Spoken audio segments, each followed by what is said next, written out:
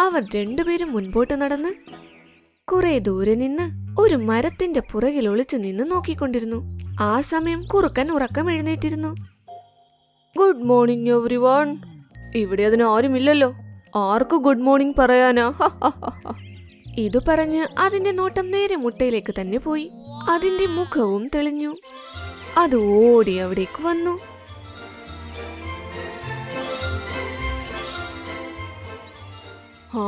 ഇവർ രണ്ടുപേരും ഇന്ന് രാവിലെ തന്നെ എനിക്ക് മുട്ടയിട്ട് വെച്ചിട്ടുണ്ടല്ലോ. ഇവർക്ക് എന്നോട് എന്തൊരു സ്നേഹമാ. ഇങ്ങനെ പറഞ്ഞത് നേരെ വാ കൊണ്ടുപോയി വെച്ചു. അയ്യോ, ഓ ഓ അതൊരുപാട് കഷ്ടപ്പെട്ടു. അത് കല്ല് വായിൽ നിന്നും പുറത്ത് തള്ളുകയും ചെയ്തു.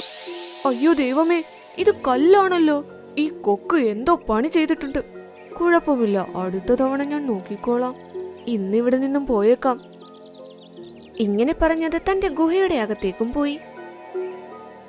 ദൈവമേ, അതൊരു കുറുക്കനായിരുന്നു. ഇതിന്റെ കയ്യിൽ നിന്നും നമ്മൾ എങ്ങനെ രക്ഷപ്പെടും? നമുക്ക് മാതാപിതാക്കളാകാനുള്ള ആഗ്രഹം വിട്ടേക്കാം.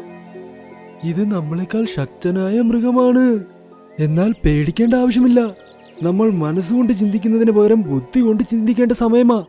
ഇത് കേട്ട് മിൻകു കൊക്കിന് ഒന്നും തന്നെ മനസ്സിലായില്ല. എന്നാൽ ടോണി കൊക്ക് എന്തോ ഒന്ന് ഓർത്തു വെച്ചിട്ടുണ്ടായിരുന്നു. മിങ്കി, എന്റെ കൂടെ വാ.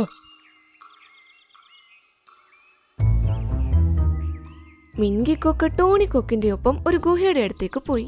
അവിടെ ഒരു സിംഹവും ഇരിപ്പുണ്ടായിരുന്നു. ഷേർഖാൻ, ഷേർഖാൻ, താങ്കളുടെ ജീവൻ അപകടത്തിലാണ്. വേഗം ഇവിടെ നിന്ന് പോകൂ.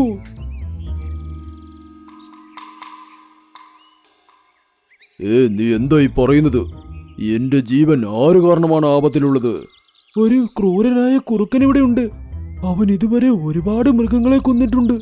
അത് ഇപ്പോൾ പറയുവാ ഷേർഖാനെ അവന്റെ ഗുഹയ്ക്കകത്ത് കയറി കൊല്ലുമെന്ന്. ഒരു കുറുക്കൻ? ഇത് കേട്ട് ഷേർഖാൻ കുറച്ചു നേരം മിണ്ടാതിരുന്നു. പിന്നെ പൊട്ടിച്ചിരിക്കാനും തുടങ്ങി. ശരി, വിളിച്ചുകൊണ്ടുവാ അവനെ. ഞാൻ എന്റെ ഗുഹയ്ക്കകത്ത് തന്നെ അവന് വേണ്ടി കാത്തിരിക്കാം. നോക്കാം ആരെ കൊല്ലുന്നുവെന്ന്. ശരി ഷേർഖാൻ, നാളെ ഞങ്ങൾ അവനുമായി വരാം. ഇത് പറഞ്ഞ് രണ്ടുപേരും അവിടെ നിന്നും പോയി.